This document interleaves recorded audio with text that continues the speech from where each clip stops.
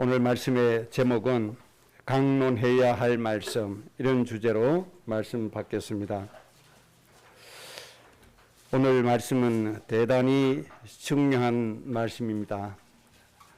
그래서 집중해서 잘 정리가 되시기 바라고, 오늘 말씀을 잘 요점 정리하시기 바랍니다. 그래서 말씀 전하는 것도 요점을 정리하는 식으로 가능하면 간략하게 말씀을 드리도록 하겠습니다. 먼저 꼭 우리가 좀 점검하고 생각해야 될 게 있습니다. 에덴 동산의 완전한 인간이 왜 재앙을 자초하게 되었고, 왜 멸망하게 되었고, 왜 하나님의 그 완전한 축복을 상실하게 되었는가 하는 부분입니다. 이것을 정확하게 진단하고 이유를 찾는 것이 아주 중요한 부분이 되죠. 그 이유는 하나님이 주신 한 말씀, 아주 짧은 한 말씀을 지키지 않았고, 그 말씀에 순종하지 않고 마귀가 준 거짓말을 선택했기 때문에 모든 축복을 상실하고 에덴 동산에서 내쫓김을 당하고 멸망에 빠졌다는 겁니다. 하나님이 창조해 주신 그 완전한 축복이 없어지게 된 이유, 그리고 멸망으로 망하게 된 이유, 인간에게 모든 고통을 가져오게 된 이유가 뭐냐? 하나님이 주신 창세기 2장 17절, 선악을 알게 하는 그 나무의 열매는 절대로 먹지 말라. 먹는 날에는 너희가 정령 죽을 것이다. 먹지 말라. 먹는 날에는 죽게 된다. 이 한 말씀을 지키지 않았기 때문에 망했습니다. 그래 놓고 마귀 핑계 대면 되나요? 절대로 안 되죠. 이 말씀을 자기의 인격을 가지고 스스로 지킬 수 있나요, 없나요? 지킬 수가 있어요. 그런데 이 하나님의 말씀을 긍휼히 여기고 가볍게 여겼어요. 그리고 마귀가 주는 거짓말을 선택했어요. 하나님의 말씀을 버리고 마귀가 주는 말을 선택해서 인간은 영원히 멸망으로 빠지고 말았다. 육신이 죽어야 되고 병들어야 되고 질병으로 고통받아야 되고 환경이 가시덤불로 인해서 땀을 흘려야 되고 인간이 담당해야 될 모든 고통이 여기에서 왔습니다. 뭘 버렸어요? 절대로 먹지 말라 정령 죽으리라. 이 말씀을 순종하지 않고 이 말씀을 버린 결과로 인해서 죽게 됐다는 겁니다.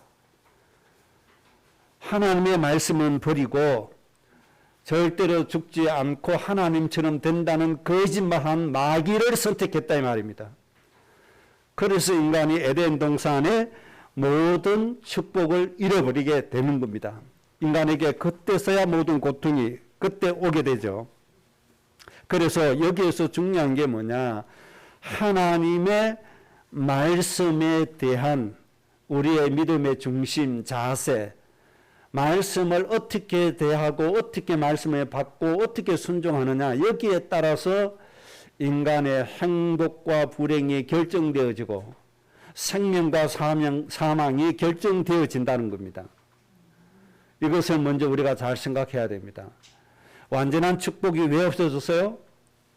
하나님이 주신 그 한 말씀, 창세기 2장 17절, 이 말씀만 아담과 하와가 지켰다면 이런 저주받은 세상이 있어요, 없어요? 절대로 없어요. 영원히 에덴 동산에서 하나님과 함께 사는 거예요. 거기에는 슬픔이 없어요. 죽음이 없어요. 고통이 없어요. 하나님이 주신 참 안식과 행복과 평안함만 있을 뿐입니다. 거기에 살게 됐을 텐데 아담과 하와가 그 하나님 한 말씀, 복잡한 것도 아니잖아요. 그거 따먹지 말라는 거, 그거 간단하잖아요. 10가지도 아니고 수백 가지도 아니고 수천 가지도 아니고 수만 가지도 아닙니다. 딱 한 말씀이에요. 딱 한 가지인데 이거 하나 못 지킵니까? 지키기도 남죠. 그런데 이 말씀을 버렸다 이 말입니다. 이 말씀에 순종하지 않고 누구의 말을 선택해요? 마귀의 거짓말을 선택했단 말이에요. 그래서 창세기 3장의 문제, 인생의 저주 재앙의 문제가 거기에서 와진 겁니다. 그래서 하나님이 에덴 동산에서 어떻게 했어요? 내쫓아버렸죠. 그래서 중요한 게 뭡니까? 말씀입니다. 말씀. 하나님의 말씀에 순종하느냐 안 하느냐 여기에 따라서 생명과 사망이 갈리게 되어지는 겁니다. 그래서 우리에게 있어서 가장 중요한 게 뭐냐 하니까 말씀이다 이 말이에요. 꼭 기억을 하셔야 됩니다. 왜 인간이 영원한 저주 가운데 빠졌어요? 말씀을 버렸다. 절대로 따먹지 마라. 정령 죽게 된다. 이 말씀을 무시하고 말씀에 순종하지 않고 이 말씀을 버리고 마귀가 주는 거짓말을 선택했어요. 그래서 에덴 동산에 내어 쫓김을 당하게 된 겁니다. 이 이유부터 바르게 알아야 됩니다. 그래서 하나님께서 구원의 길을 열어주셨잖아요. 구원해 주셨잖아요. 그리고 하나님의 한 민족을 축복해 주셨잖아요. 이후에 하나님이 예레미야 5장 30절에 하나님이 선택하신 이스라엘 민족을 보고 하나님이 이렇게 한탄 아닌 한탄을 하시는데 뭐라고 하시죠? 이 땅에 무섭고 놀라운 일이 있다. 인간 세상 이 지구에 너무나 무섭고 놀라운 일이 있다.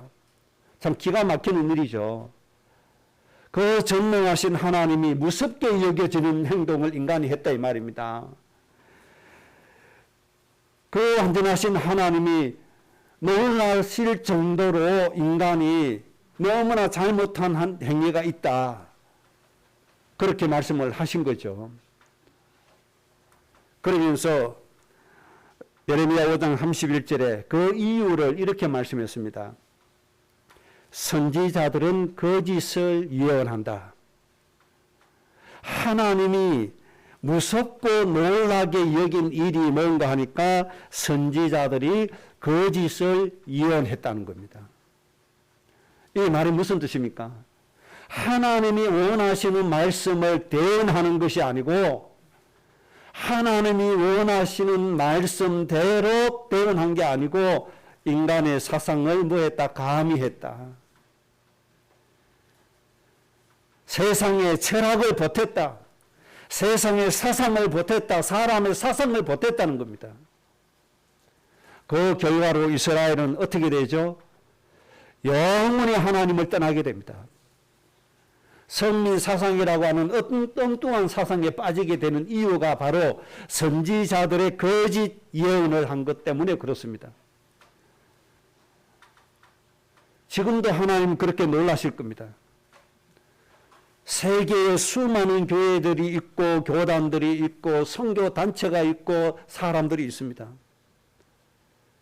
그런데 하나님의 말씀을 거짓을 예언해요. 인간의 사상으로 예언해요. 철학으로 예언해요. 인간의 전통으로 예언해요. 그게 초대교회입니다. 사도행전의 말씀이 바로 그 말씀입니다. 그래서 제사장 서기관들이 예수님을 십자가에 못 박게 되게 된 이유가 하나님의 말씀을 거짓 예언했기 때문에 그 결과가 와진 겁니다. 메시아가 눈앞에 있어도 메시아를 보지를 못합니다. 진짜를 보지를 못하게 된 이유가 거짓을 예언했기 때문에 그렇습니다. 그래서 이 세상이 살고 죽고 인간이 행복하고 불행해지는 것은 어디에 있다? 얼마나 하나님 말씀하심을 제대로 따라가느냐. 만약에 하나님의 말씀을 인간의 철학이나 사상을 가미해서 하면 거짓 예언한 결과가 와서 세월이 지나면 지날수록 점점 하나님과 멀어져 가버린다는 겁니다. 이게 무서운 겁니다. 그러니까 하나님이 이거 보고 놀라신 거예요. 선지자들이 뭐예요? 하나님의 의도하신 말씀 그대로 백성에게 전해야 될 거 아닙니까? 그래서 말씀도 설교보다는 하나님의 기록된 말씀을 그대로 읽는 게 좋을 수도 있어요. 하나님 감동으로 주신, 성령의 감동으로 주신 말씀을 그대로 읽는 게 더 좋을 수가 있어요. 우리가 흔히 말하는 맛이 없고 재미가 없다, 그래서 그렇지. 잘 못 깨닫는다, 그래서 그렇지. 못 깨닫는 게 어디 있습니까? 성령께서 감동 주시면 금방 깨달아지는데. 이 시대는 너무나 하나님의 말씀을 왜곡시키고 가감되어집니다. 인간의 사상으로 덧입혀져 버렸습니다. 인간이 좋아하는 쪽으로 흘러가 버린 겁니다. 이것이 이스라엘이 망하게 된 이유입니다. 왜 이스라엘을 하나님 버리게 되느냐, 그 이유를 말씀하신 게 예레미야입니다. 왜 하나님이 이스라엘을 진노하시는가? 하나님의 백성은 하나님이 버리셨기 때문에 망하는 것이지 망할 이유가 없어요. 하나님이 자녀인데 왜 망합니까? 하나님의 모든 것을 상속받는 신분과 권세가 있는데 왜 망합니까? 하나님과 신분과 권세를 무력화시킨 분이 하나님이십니다. 왜요? 하나님 마음에 합당하지 않기 때문에. 이게 인생의 문제입니다. 선지자들이 뭘 했다고요? 거짓을 예언했다. 제사장들은 자기 권력으로 백성들을 다스렸다. 하나님이 주신 권력 가지고 다스려야 될 거 아닙니까? 하나님 의도에 맞게 백성을 섬겨야 될 거 아닙니까? 하나님의 말씀에 맞게 성도를 섬겨야 될 거 아닙니까? 오늘날 제사장이 누굽니까? 목사라고 얘기 안 합니까? 목사들이 자기 권력 가지고 성도를 다스린다. 하나님 놀라시는 일이에요. 이런 일들이 지금 일어나고 있다 이 말이에요. 하나님께서 보실 때 무서운 일이에요. 제사장들이 하나님이 주신 제사장 직분에 합당하게 백성을 섬기고 다스려야 되는데 그렇게 하지 않았다는 거예요. 자기 권력을 했다는 거예요. 자기 동기를 위해서 하고 자기 이유를 가지고 했다는 겁니다. 이게 안 돼요. 여러분 가정의 제사장이 누굽니까? 여러분 부모님 아닙니까? 자녀들 앞에. 자녀들을 다스릴 때 무엇으로 다스려야 돼요? 내 권력으로 다스리면 돼야 안 돼요? 안 돼요. 그런데 내 권력으로 자녀를 다스리잖아요. 그게 뭡니까? 자녀의 하나님 주신 달란트와 상관없이 너는 의대에 가서 의사 돼야 돼. 너는 법대 가. 부모가 반강제적으로 정리해가지고 밀어붙이는 거, 그거 자기 권력으로 다스리는 거거든요. 하나님이 무엇을 원하시는 것부터 찾아야 돼요. 하나님이 어떤 사람 되기를 원하는 것부터 찾아야 돼요. 나는 내 적성에 맞아서 나는 이 대학이 내 적성에 맞고 내가 기능을 키울 수 있는 학과가 이거니까 난 이래 가겠다. 그러니까 부모가 자기 체면을 생각해가지고 그래도 서울대 가야지. 나하고 상관없는데. 이게 전부 다 뭡니까? 자기 권력으로 다스리는 거예요. 이런 것들을 보고 하나님 뭐 하신다고요? 무섭다. 놀랍다. 정말 제사장은 뭐예요? 하나님이 내 자녀를 어떻게 서실 것이냐. 하나님이 우리 자녀를 통해서 어떻게 하나님 나라를 이루어 갈 것이냐. 이 관점에서 위에서 기도해주고 이끌어주고 성령 인도받게 도와줘야 되죠. 예를 들면 그렇다 이 말입니다.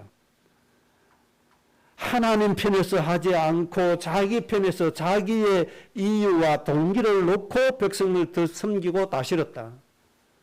이게 하나님께서 보실 때 무섭고 놀라운 일인 거예요. 그래서 하나님이 이스라엘을 어떻게 해요? 망하게 하는 거예요. 강대국에게 붙여서 망하게 해버린 거예요. 그대로 나누면 더 망하니까. 완전히 마귀에 밥되기 전에 강대국에게 하나님이 먼저 붙이신 겁니다. 정신 좀 차리라고. 그런데 더 기가 막힌 건 내 백성들은 그것을 좋게 여기니 너희가 어찌 하려고 그렇게 하느냐.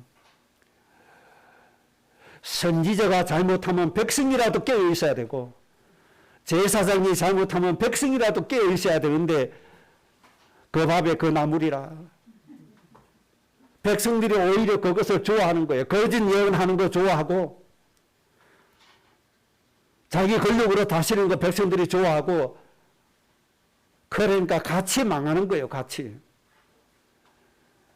하나님의 말씀은 안 맞으면 베레아 사람들처럼 말씀에 그러한가 하여 상고도 좀 하고 그렇게 해서 인도받아야 될 거 아닙니까? 그런 거 안 하는 거예요.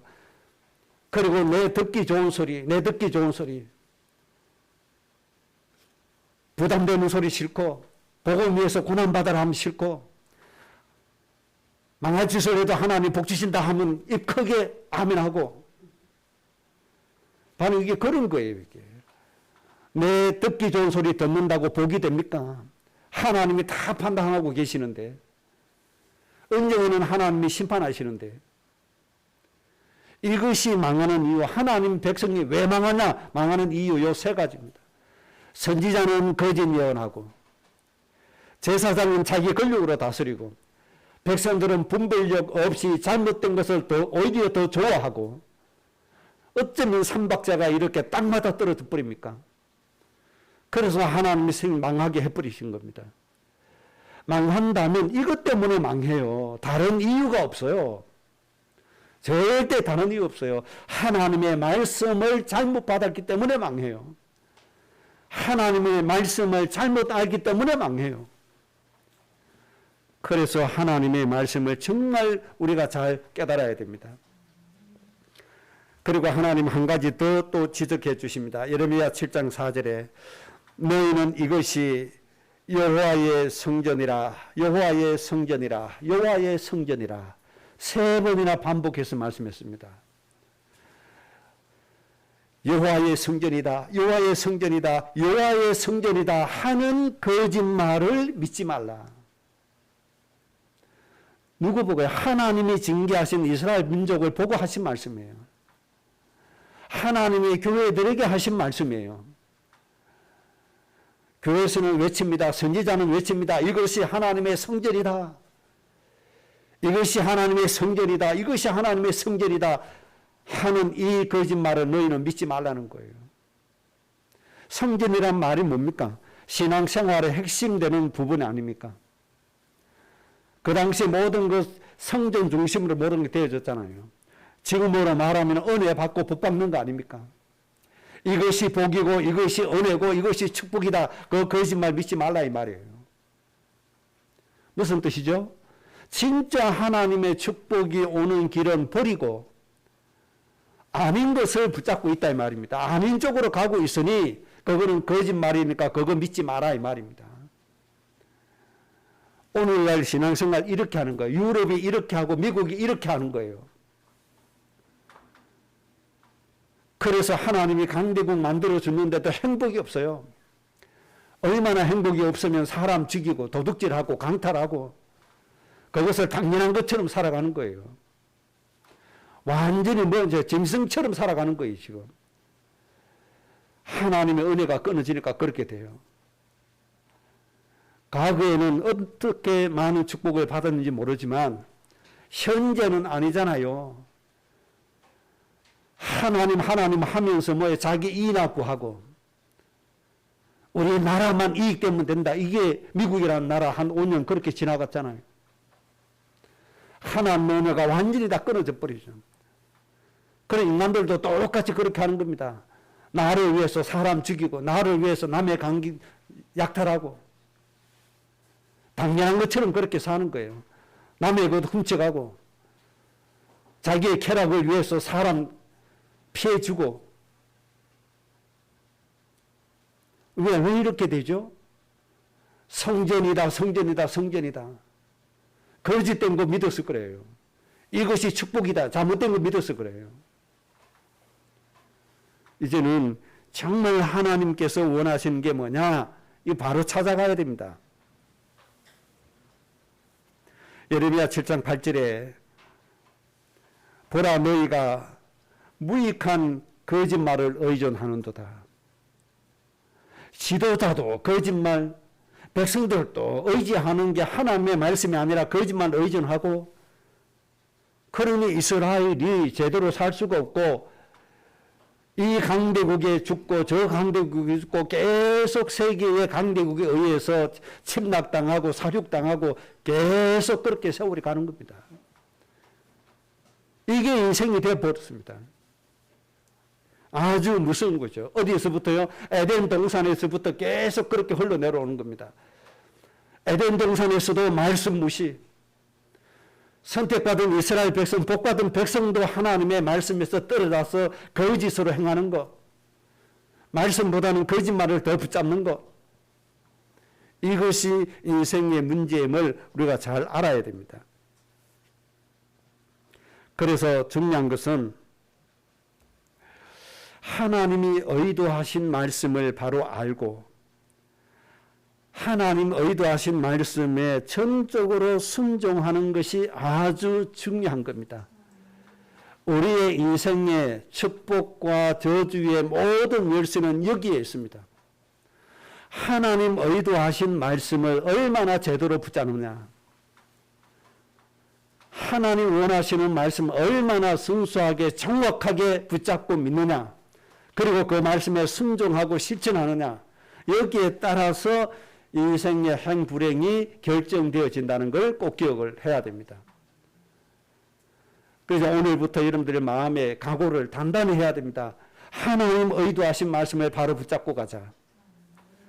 하나님 주신 진짜 말씀 붙잡고 가자.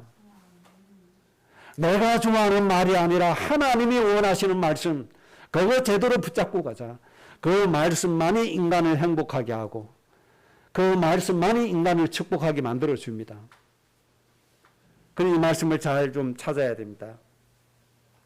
그래서 신명기 4장 2절, 신명기 12장 32절에 하나님이 명하여 주신 말씀을 가감하지 말고 그 말씀을 지켜 행해라. 하나님의 말씀을 가감하지 마라. 하나님 의도하신 말씀을 그대로 붙잡아라. 완전한 인간도 하나님의 말씀을 가감했어요. 마귀에게 뭐라고 가감했죠? 하나님이 만지지도 말라. 하나님이 언제 그렇게 했습니까?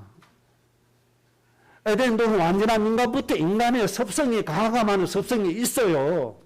그래서 하나님이 가감하지 마라. 하나님 의도하신 말씀, 하나님이 주신 말씀 그대로 순수하게 믿어라. 누구와 같이? 어린아이와 같이. 절대로 하나님의 말씀을 가감하면 안 됩니다. 인간의 전통으로 가감하면 안 됩니다. 인간의 철학으로 가감하면 안 됩니다. 교회의 전통으로 가감하면 안 됩니다. 한국교회 하나님의 말씀 가감한 게 많습니다. 장로교회가 교세가 크니까 여의도 순복음교회도 이단으로 정죄하고 그거 가감하는 거잖아요.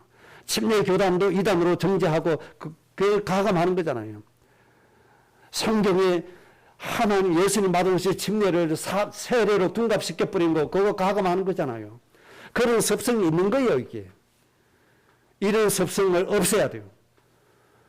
순수하게 하나님이 주신 말씀을 그대로 붙잡고 가야 돼요. 그래야 하나님의 말씀을 제대로 누릴 수 있습니다. 여러분은 하나님 의도하신 말씀 그대로 깨달아지시기 바랍니다. 말씀 정말 그대로 좀 붙잡고 믿으시기 바랍니다. 말씀 가감하면 안 돼요. 우리 형편이 안 맞다고 왜 세례를 그렇게 주장을 하죠? 세례 받아야 구원받는다 이 사상이 들어있으니까. 그래서 죽어가는 사람 물에 침례받게 하면 사람은 어떻게 해요? 죽잖아요. 가난한 아이 물에 집어넣으면 어떻게 돼요? 안 되잖아요. 그래서 그냥 약식으로 그냥 세례하자 그렇게 하는 거죠.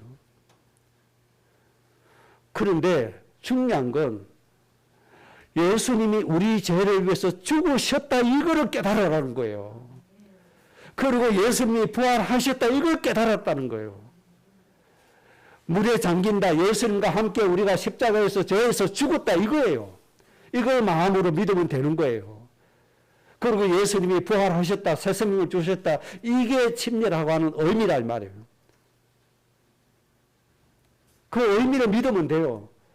그리고 우리가 건강해서 의식에 참석할 수 있으면 좋은 거고, 형편이 안 돼서 못한다. 중환자인데 어떻게 물에 들어갑니까? 못 들어가잖아요. 그러면 그분은 마음으로 믿으면 되는 거예요. 안 받아도 돼요. 그러나 중요한 건 하나님이 주신 의도의 말씀을 정확하게 따라가는 게 중요하다 이 말이에요. 그러니까 의식이 중요한 게 아니고 하나님이 깨닫게 해주시는 거, 예수님과 함께 십자가에서 저에서 죽었다는 거예요. 그리고 부활했다는 겁니다. 이걸 마음에 믿으라는 겁니다. 이걸 쉽게 깨닫게 하기 위해서 의식을 주신 게 그게 침례라고 하는 의식입니다. 침례 안 받으면 구원 못 받는다. 그거 아니잖아요. 자꾸만 하나님의 말씀을 가감합니다. 가감. 내 사상도 붙이고 내 철학도 붙이고 세상의 철학도 붙이고. 목사들이 가장 유혹받기 좋은 게 뭡니까? 하나님 의도하신 말씀. 따먹지 마 죽어 이렇게 하면요 전부 다 두려워가지고 다 싫어합니다. 잘못했음에도 불구하고 뻔뻔스럽게 괜찮다 구원받는다 축복해 주신다 하면 다 좋아합니다. 얼굴 빛이 다릅니다. 얼굴 빛이. 복음 위해서 고난받아라. 두들겨 팽겨처럼 그냥 기분 나쁜 표정입니다. 아무것도 못해도 괜찮아. 하나님이 모든 거 다 용서해 주고 모든 복 다 주신다 하면 얼굴을 활짝 핍니다. 그게 연약한 인간의 모습이 맞습니다. 그렇다 보니까 유혹을 받습니다. 내가 이렇게 하니까 하나님을 하니까 부담돼서 힘들어하네. 힘을 줘야지. 듣기 좋은 소리, 힘없는 소리를 해야지. 그렇게 가다 보니 자꾸만 하나님의 말씀을 가감하게 되어 버리는 겁니다. 하나님이 먹지 마, 정령 죽을 것이다. 이 소리가 듣기 좋아요. 아니야, 안 죽어. 절대 안 죽어. 하나님처럼 돼. 이 소리가 듣기 좋아요. 마귀의 거짓말 달콤한 새 그게 더 듣기 좋아요. 그래서 목사들도 자꾸 유혹에 빠지는 겁니다. 성도들이 좋아하는 거, 듣기 좋아하는 거, 반응이 좋은 거. 일단 잘해. 그래야 헌금도 많이 하니까. 기분 나빠보세요. 헌금합니까? 안 하잖아요. 그런 얄팍한 인간적인 동기가 완전히 팽배해져 있는 겁니다. 그래서 자꾸만 하나님의 말씀을 가감해 버립니다. 그래서 점점 하나님과 멀어져 버린 겁니다. 그래서 우리는 정말 하나님이 원하시는 그 말씀 제대로 좀 붙잡아야 되겠습니다. 정말 어린아이와 같이 순수하게 부담이 되든 안 되든 좋든 안 좋든 내 듣기에 좋은 소리, 내 기분이 좋은 소리가 나를 행복하는 게 아니잖아요. 제발 그것 좀 알았으면 좋겠어요. 내 생각에 내 마음에 듣기 좋은 소리 그게 나를 행복하게 아니라는 걸 알아야 돼요. 절대로 따먹지 말라 먹는 날에는 죽으리라 이 말씀 붙잡는 게 행복이에요. 그게 더 큰 축복이에요. 그러니까 내 감정에 속지 말고 내 생각에 속지 말고 모든 걸 다 내려놓고 어떤 것이 하나님의 말씀이냐를 좀 보시라니까요. 어떤 것이 하나님의 말씀에 더 의도에 맞나 그거 보시라니까요. 그럼 우리는 말씀 따라가 줘야 됩니다. 그래서 우리는 언젠가는 천국 가야 됩니다. 여러분 통해서 순수한 하나님의 말씀에 순종한 신앙의 본이 후대들에게 또 후대들에게 전달되어져 가야 됩니다. 그런 사명이 여러분에게 있음을 좀 생각을 하셔야 됩니다. 세 가지 정리하겠습니다. 첫째는 이 하나님의 말씀의 중요성입니다. 말씀이 왜 중요하냐? 첫째는 요한복음 1장 1절에 태초에 말씀이 계셨고 그 말씀은 곧 하나님이시니라. 하나님이 우리에게 주신 이 말씀이 곧 누구다? 하나님이시라 말입니다. 이 말씀이 곧 하나님이에요. 그래서 우리가 붙잡아야 될 말씀이 중요한 겁니다. 창세기 2장 17절 그 말씀이 곧 하나님이에요. 그 말씀을 붙잡아야 살아요. 그 다음에 두 번째 말씀이 왜 중요한가 하니까 신명기 3장 20절에 내 하나님을 사랑하고 그 말씀을 순종하라. 그는 내 생명이시요 너의 장수이시다. 이 말씀이 우리의 생명이요 우리의 장수가 되는 게 바로 하나님의 이 말씀인 겁니다. 아담과 하와가 에덴 동산에서 장수해야 될 거 아닙니까? 그런데 이 하나님의 말씀을 놓침으로 장수가 깨어져 버렸어요. 오히려 죽게 되어졌다 이 말입니다. 그래서 말씀은 첫째는 하나님 본체시요 둘째는 우리의 생명과 우리의 장수가 되기 때문에 하나님의 말씀이 중요하다. 여러분들 건강하게 오래 사시고 싶으시잖아요. 하나님의 말씀 붙잡으세요. 정말 하나님 말씀 의지하세요. 하나님 말씀 믿으세요. 지난주에 여러분들이 읽으셔야 될 말씀이 야고보서인데 읽으셨나요? 보니까 한 30%밖에 안 읽으신 것 같네요. 꼬박꼬박 말씀 읽으셔야 됩니다. 이제는 여러분의 인생을 말씀 속으로 다시 끌고 들어가야 됩니다. 여러분이 말씀 안에 들어가야만 여러분들이 정말 이 세상에서 행복하게 살 수 있습니다. 제발 말씀 안으로 들어가세요. 말씀은 뭐라고요? 하나님 본체시다. 우리의 생명과 우리의 장수가 된다. 이게 말씀입니다. 그래서 여러분들 정말 건강하게 행복하게 오래오래 사시기 바랍니다. 그래서 그리스도의 영광, 하나님의 영광을 나타내시기 바랍니다. 말씀 붙잡으면 붙잡을수록 여러분들의 모든 육체의 질병 고침 받게 될 겁니다. 말씀으로 치유되어집니다. 백부장이 자기 하인이 병들었을 때 뭐라고 얘기하죠? 와서 안수 기도해 주세요. 특별 기도해 주세요. 그거 아니에요. 뭐라고요? 지금 말씀으로만 해주세요. 지금 말씀으로 해주세요. 그랬더니 그 하인이 즉시 낫잖아요. 말씀입니다, 여러분. 여러분들 육체의 질병 말씀으로 고침받습니다. 이 말씀 붙잡고 정말 치료되시기 바랍니다. 이사야 53장 4절 5절 말씀 붙들고 여러분의 건강 위해서 기도하세요. 여러분의 몸에 있는 질병 위해서 기도하세요.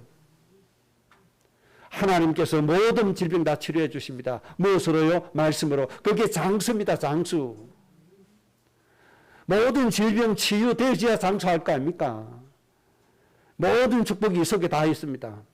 그래서 말씀은 하나님 본체시다. 말씀은 나의 생명과 장수다.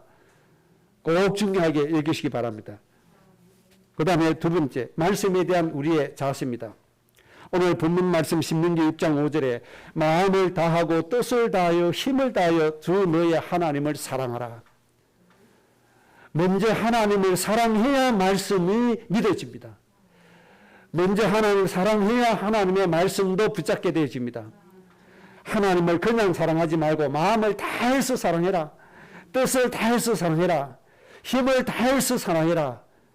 이 자세는 견지해야 됩니다. 그래서 하나님 사랑하는 마음이 우리 마음속에 몇 배가 많아져야 돼요? 1000배나 많아져야 되는 겁니다. 지금은 우리가 하나님을 향하여 내 가슴이 뜨거워요, 냉랭해요? 못한 사람은 냉랭하고 중간쯤 사람은 미지근하고 이것도 아니고 저것도 아니고. 하나님을 사랑하는 마음, 사랑하는 마음이 어떻게 되어야 돼요? 뜨거워져야 돼요. 갈급되어져야 돼요. 사마음이 넘쳐야 돼요. 이런 마음으로 하나님을 사랑해라. 이 영적인 상태 꼭 만드셔야 됩니다, 여러분. 하나님이 나를 위해서 십자가에 죽어주셨잖아요. 그것 때문에 내 모든 죄 사함 받았잖아요. 인생의 모든 무거운 질병, 질고, 슬픔, 탄식 다 털어놨잖아요. 하나님 우리에게 세상에서 얻을 수 있는 평안함을 주셨잖아요. 이 하나님 생각하면 하나님 은혜 감사 안 되십니까? 감사되지잖아요. 이 마음으로 하나님을 사모해라. 이 마음으로 하나님을 사랑해라. 이게 전제가 되어져야 됩니다. 그리고 두 번째 말씀에 대한 자세는 오늘 6장 6절에 말씀을 마음에 뭐해라? 새기라. 말씀을 마음에 새기라. 도장 파서 찍어버리듯이 각인이라고 얘기하죠.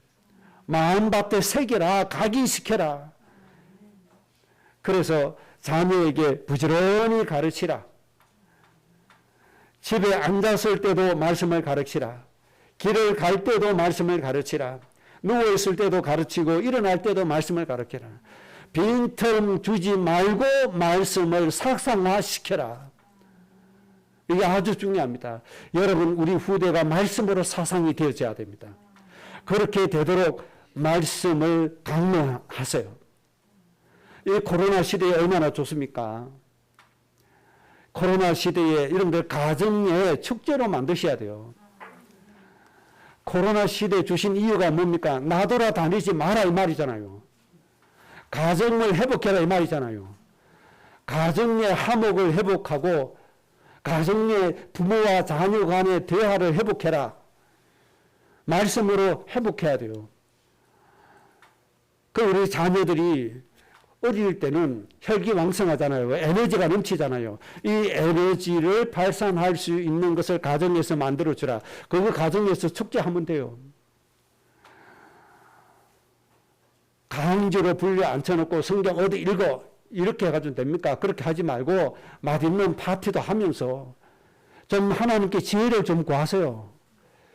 정말로 그 모임이 말씀 포럼하는 모임이 축제가 되게 정말 즐거움이 되게 그렇게 좀 만드세요. 우리 후대들이 좋아하는 음식도 좀 장만하고 2018년도에 평창 올림픽 하는데 진정한 승자는 한국의 치킨이다. 외신들이 그랬다는데 그만큼 치킨 아이들이 좋아하잖아요. 그 아이들이 좋아하는 음식 장만해서 같이 먹고 같이 기도하고 포럼하고 하나님의 말씀이 마음에 담기게 이런 거 좀 하라는 거예요. 너무 나돌아다니니까 가정도 없어지고 자식과 부모 간에 대화할 시간이 없어요. 나돌아다녀야 되니까 세상이 그렇게 가니까. 그래서 하나님이 코로나 딱 던져주시고 이제 가정부터 회복해라. 정말 인간성부터 회복해라는 겁니다. 이런 시대에 얼마나 좋습니까? 여러분 가정에 말씀 포럼의 잔치가 많이 열려지기 바랍니다. 우리 후대들이 좋아하는 거 좀 많이 준비 좀 해서 좀 기쁘고 즐겁게 좀 할 수 있도록. 그렇다고 말씀 포럼 한다고 1시간, 2시간 끌지 말고 말씀 아주 간단하게 한 20, 30분 안에 말씀과 기도 딱 끝내고 정말 부모의 신앙생활의 경험도 좀 얘기하고 맛있는 음식 즐기면서 함께 나누면서 좀 그런 시간 좀 가지셔야 돼요. 이제부터 좀 만들어 보시기 바랍니다. 그래서 말씀 포럼이 좀 되어지시기 바랍니다. 절대로 시간 오래 하지 말고 20분이면 좋게요. 30분이면 좋게요. 그리고 많은 대화도 좀 하시고 우리 후대에게 뭐가 되도록 말씀이 좀 각인되시도록 말씀이 마음에 좀 새겨지도록 그렇게 해야 됩니다. 그리고 또 뭐라고 말씀했죠? 신명기 6장 8, 9절에 기회와 표를 삼아라. 이 말은 우리 후대들의 시각이 말씀에 항상 머물러 있도록 조치를 좀 취해라. 우리 후대들의 시각과 청각이 말씀에 딱 머물러 있도록 좀 수고 좀 하셔야 됩니다. 오늘 받은 말씀 정성껏 글을 좀 써서 붙여놓고 같이 읽고 같이 암송하고 좀 이런 수고를 왜 안 합니까? 좀 하세요. 역사 일어납니다. 쓸 그런 정성이 안 납니까? 그러면 인터넷 뒤져서 은혜 되는 성구를 하나 사세요. 사서 벽에 걸어놓으세요. 자녀와 함께 같이 읽으세요. 같이. 나는 안 하고 너 해. 그러면 안 됩니다. 같이 해야 됩니다. 역사 일어납니다. 중요할 때 그 말씀 대매이고 암송하면 정말 하나님의 큰 역사 일어납니다. 그 기적이 거기에서 나오게 됩니다. 그러니까 이 말씀 기호로 삼고 포로 삼으라는 말씀 의미를 좀 기억하시기 바랍니다. 우리 후대들에게 이 말씀이 절대로 우리 눈에서 청각에서 떠나가지 않는 그 시스템을 가정에서 좀 만들어라. 꼭 하시기 바랍니다. 그러면 어떠한 상황이나 어떠한 유혹, 마귀가 아니라 마귀 떼거지가 와서 유혹하다 흔들리지 않습니다. 하나님의 말씀 딱 지킵니다. 아담과 하와가 마귀가 유혹할 때 이 거짓말쟁이야 떠나가라. 하나님이 절대로 먹지 말라고 하셨다. 정말 죽는다고 했다. 하나님처럼 된다는 게 무슨 말이냐. 이것을 먹는 날에는 죽게 돼 있어. 단번에 물리칠 수 있을 거 아닙니까? 그러면 우리가 이 고생해야 돼요, 안 해야 돼요? 고생할 필요 없어요. 천국에서 에덴 동산에서 하나님과 함께 안식을 누리면서 살게 되어 있는 겁니다. 마지막으로 강론할 말씀입니다. 자, 에덴 동산에서는 한 말씀만 강론하면 됐어요. 창세기 2장 17절 한 말씀입니다. 선악을 알게 하는 그 나무 실과는 따먹지 말라. 먹는 날에는 내가 정령 죽으리라. 한 말씀만 강론하면 됐습니다. 그러나 지금은 에덴 동산이 아닙니다. 에덴 동산이 내어 쫓김을 당했습니다. 사망과 저주에 빠진 세상에 살고 있습니다. 그렇기 때문에 우리는 세 가지의 말씀을 강론해야 됩니다. 에덴 동산에서 한 가지로 끝났는데 지금은 세 가지를 강론해야 됩니다. 첫째는 주 예수를 믿어라. 그리하면 너와 내 집이 구원을 얻게 될 것이다. 이게 첫째입니다. 주 예수를 믿어서 새로운 피조물이 되라. 구원의 말씀입니다. 이 말씀을 강론해야 됩니다. 그 다음에 두 번째는 모든 민족을 복되게 하라는 말씀을 강론해야 됩니다. 왜 그렇죠? 에덴 동산에서 내어 쫓김을 당하고 모든 민족이 죽게 되었으니 그들을 살려야 될 거 아닙니까? 그래서 먼저 선택한 자에게 복의 근원이 되라고 말씀하신 겁니다. 그래서 먼저 구원받은 자에게 모든 민족에 뭐가 되라? 아버지, 어머니가 되라고 하신 겁니다. 이 말씀을 강론해야 됩니다. 주 예수를 믿어라. 그럼 너와 내 집이 구원을 받게 된다. 두 번째, 너는 모든 민족을 복되게 하는 인생을 살아라. 이것을 강론해야 됩니다. 세 번째 강론할 것, 내가 거룩하니 너희도 거룩하라. 삶의 규모입니다. 삶의 규범입니다. 이 말씀을 해야 됩니다. 왜 그렇죠? 이 세상은 마귀가 인생을 타락시키기 때문에, 마귀의 속성이 세상을 지배하고 있기 때문에 우리는 이 세 가지의 말씀을 반드시 뭐 해야 돼요? 강론해야 됩니다. 이 세 가지 중에서 한 가지라도 부족한다든지 한 가지만 과하다든지 하면은 절대로 안 됩니다. 이 세 가지가 어떻게 되어야 돼요? 아주 균형이 잡혀야 됩니다. 세 가지가 딱 균형이 잡히게 해야 됩니다. 그러니까 구원의 축복, 우리가 살아야 될 사명, 모든 민족을 살리고 복되게 하는 것, 그 다음에 우리의 삶의 원칙, 거룩한 삶을 살아가는 것, 이 세 가지가 지금 이 시대에 에덴 동산을 잃어버린 우리가 강론해야 되고 우리가 믿어야 될 말씀, 순종해야 될 말씀인 겁니다. 이해되시겠습니까? 레위기 19장 2절에 너를 이스라엘 자손의 온 회중에게 고하여 이르라. 너희는 거룩하라. 나 여호와 너희 하나님이 거룩함이니라. 내가 거룩하니 너희도 거룩해라. 거룩함을 강론하셔야 됩니다. 베드로전서 1장 15절 오직 너희를 부르신 거룩한 자처럼 너희는 모든 행실에 거룩한 자가 되라. 모든 행실에 뭐한 자? 거룩한 자가 되라. 마태복음 5장 16절 이같이 너희 빛을 사람 앞에 비치게 하여 너희 착한 행실을 보고 하늘에 계신 너희 아버지께 영광을 돌리게 해라. 너희의 착한 행실, 이게 거룩한 삶입니다. 이것을 보고 불신자가 하나님께 영광을 돌리게 해라. 복음이면 다다 그래가지고 복음의 구원의 축복만 계속 강조하고 누리고 갑니다. 그러면 나중에 육신됩니다. 그게 창세기 6장입니다. 구원받고 뭐 해야 돼요? 모든 민족을 복되게 하는 모든 민족의 아버지 어머니가 돼야 돼요. 그리고 우리는 이 세상에서 어떻게 살아야 돼요? 하나님이 거룩하니 우리가 거룩하게 살아져야 돼요. 이것이 어떻게 되어야 된다고? 균형이 딱 맞아져야 된다 이 말이에요. 복음만 계속 강조하면 안 돼요. 복음만 붙잡고 가면 안 돼요. 구원의 축복만 붙잡고 가면 안 돼요.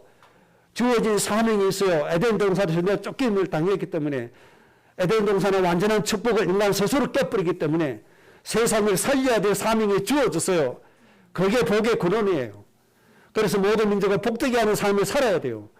그래서 여러분을 의무적으로 오늘 또 죽어가는 세상의 모든 죽어가는 영혼을 놓고 내 자식처럼 기도해야 될 사명이 여러분에게 있음을 믿으시기 바랍니다. 이걸 위해서 살아야 됨을 아셔야 됩니다. 우리 후대들이 이걸 가슴에 안고 공부하고 하나님께 기도하고 인생을 살아야 돼요. 복음 가졌다고 아무렇게 막 하면 돼요?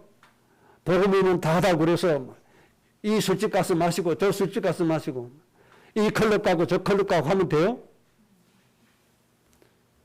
그거 아니에요.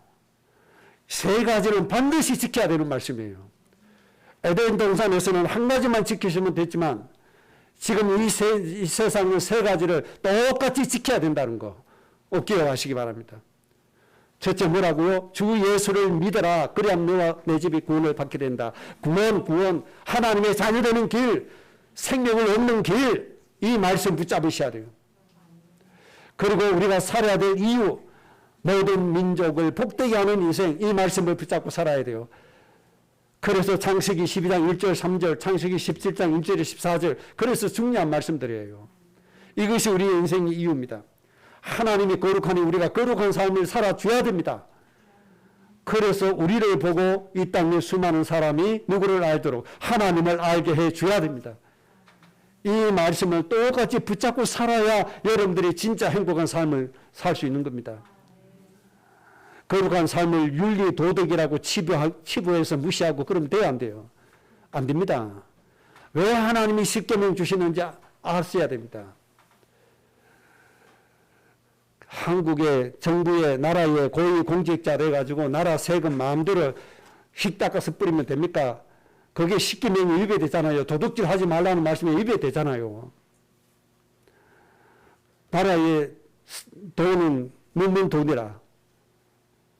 못 빼먹는 사람이 바보라 하면서 막 빼먹는 거. 그 도둑질 아닙니까? 도둑질. 그런 나라는 다 망하게 돼 있어요. 하나님 믿는 사람일수록 더 정직하게, 더 바르게, 더 정의롭게 그렇게 살아줘야 됩니다. 왜? 거룩한 삶입니다. 자, 정리하고 마치겠습니다.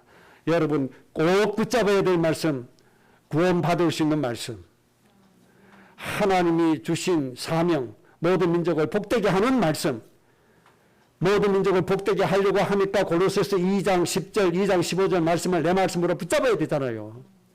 이해되십니까? 그래서 하나님 그 말씀 주신 겁니다. 우리가 아무렇게나 살면 안 돼요. 거룩한 삶을, 빛의 삶을 살아야 되고 소금의 삶을 그래서 우리가 살아야 되는 겁니다. 승리하시기를 주의 이름으로 축복합니다. 오늘 말씀 꼭 누리게 해달라고 합심으로 기도하겠습니다.